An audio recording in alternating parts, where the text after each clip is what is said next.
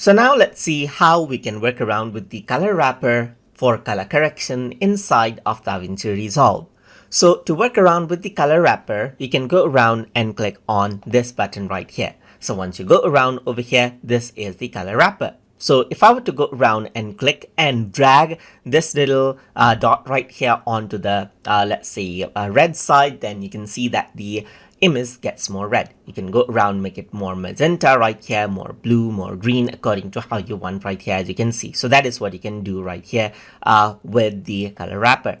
You can go around onto the other points over here as well and then change it out. So you can see that I can go around more onto the green side, pull that out right here, push this in just like this, and then you can work around with the hues of the color, as you can see right here. So what the color wrapper does is it allows you to select a specific color right here and then change that out onto a certain other color right here. For example, if I were to take the blue right here just like this, I can turn it more magenta, and you can see that the blue sky is turned more magenta, and I can make it more blue over here just like this as well. And that is how it works. You can go around and then push out the greens right here. Let's say, for example, you can make it something else. So you can pull this out, as you can see right here, just like this, and then work out with individual points over here just like this as well. So that is what you have right here, and over here you can go around and then draw around a selection, as you can see, and then you can move those particular points over here just like this as well.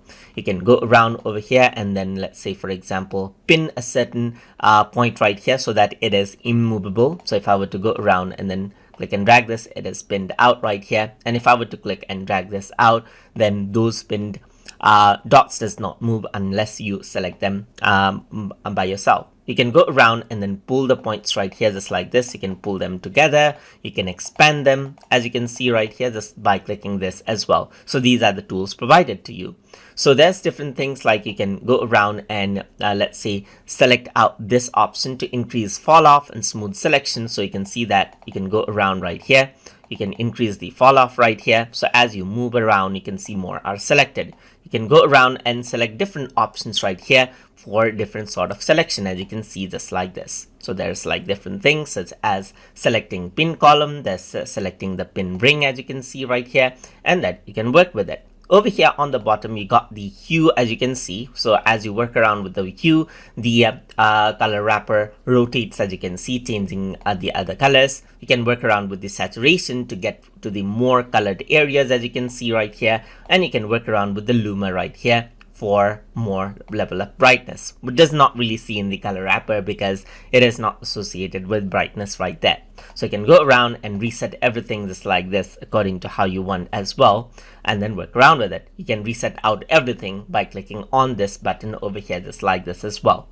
And that is how you can work around with the color wrapper for color correction inside of Davinci Resolve. So hope you guys learned something as always. And as always, please like, comment, share, and subscribe.